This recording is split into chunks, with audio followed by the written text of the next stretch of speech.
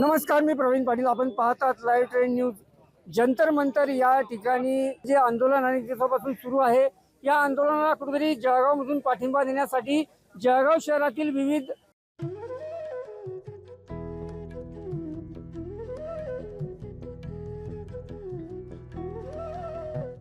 राजकीय संघटना असतील, शैक्षणिक संघटना असतील, यांनी आज या ठिकाणी एक एल्गार मोर्चा काढत जिल्हाधिकारी कार्यालयावर धडक दिली होती.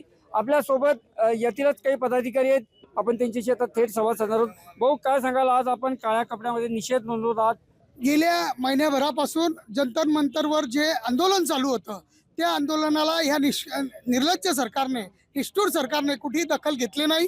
म्हणून त्या आंदोलनाला कुठेतरी पाठिंबा दिला गेला पाहिजे. म्हणून आपण जळगावला हे आंदोलन ला पाठिंबा देण्यासाठी सगळे सामाजिक संघटना, सगळे राजकीय पक्ष सगळ्यांना सोबत घेऊन आपण इथे 1 तासाची निदर्शनं केलीत.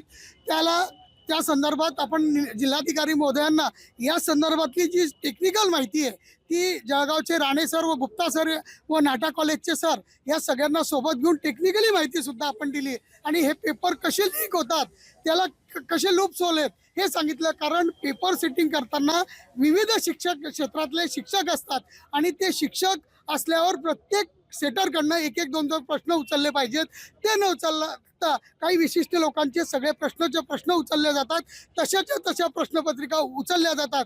त्यामुळे पेपर फोडणं हे सोपं झालेलं आहे असं ह्या शिक्षकांनी सांगितलं. आणि ही जी ह्या सिस्टीम मधली जो ड्रॉबॅक आहे तो आपण आता कलेक्टर साहेबांच्या निदर्शनास आणून दिलेला आहे. त्यामुळे ह्या सगळ्या सिस्टीम बदलण्यासाठी आज आपण जिल्हाधिकाऱ्यांना निवेदन दिलेलं आहे. काय सांगाल, म्हणजे या ठिकाणी विद्यार्थी संतप्त झाले होते? संपूर्ण देशातले विद्यार्थी नीट सारख्या परीक्षांची तयारी करतात आणि नीट सारख्या सगळ्या परीक्षांचे पेपर फुटतात आणि निकाल लागल्यानंतर देखील त्या निकालात पण तफावत राहते. गॅसेटमध्ये वेगळा, मार्कशीटमध्ये वेगळा.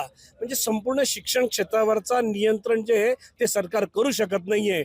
आणि म्हणून जंतर मंतरवर जे आंदोलन सगळीकडे सुरू झालं त्याच्या माध्यमातून देशभरामधला सगळा विद्यार्थी अस्वस्थ आहे. विद्यार्थ्यांचं भवितव्य अंधारात आलेलं आहे. म्हणून सरकारने राजीनामा द्यावा, धर्मेंद्र प्रधानांनी राजीनामा द्यावा. यासाठी जळगावमध्ये देखील अभिजित दिपकेंच्या आणि शिक्षण क्षेत्राच्या आंदोलनाला सपोर्ट म्हणून सर्व पक्ष या ठिकाणी आंदोलन करण्यात आलं. दीपकेने जे आंदोलन जंतर मंतरमध्ये केलेलं आहे त्यांच्या पाठिंब्यासाठी आम्ही इथे उभा. तुम्ही विद्यार्थ्यांना लाठीचार्ज करतात, नीटचे परीक्षेचे पेपर तुमचे फुटतात. निष्क्रिय सरकार आहे. शिक्षण मंत्रीने राजीनामा द्यायला पाहिजे आणि योग्य त्या रीतीने पुढची परीक्षा घ्यायला पाहिजे. विद्यार्थ्यांचा भविष्य खराब करणारी सरकार, तसेच झोपेचा सोंग घेऊन लोकांमध्ये येऊन आपल्या विषयावर चर्चा करण्यापेक्षा ते फॉरेनला फिरतात, अशी निष्क्रिय सरकारचा आम्ही निषेध करतो. त्याच्यासाठी आज आम्ही आंदोलन केलेलं आहे.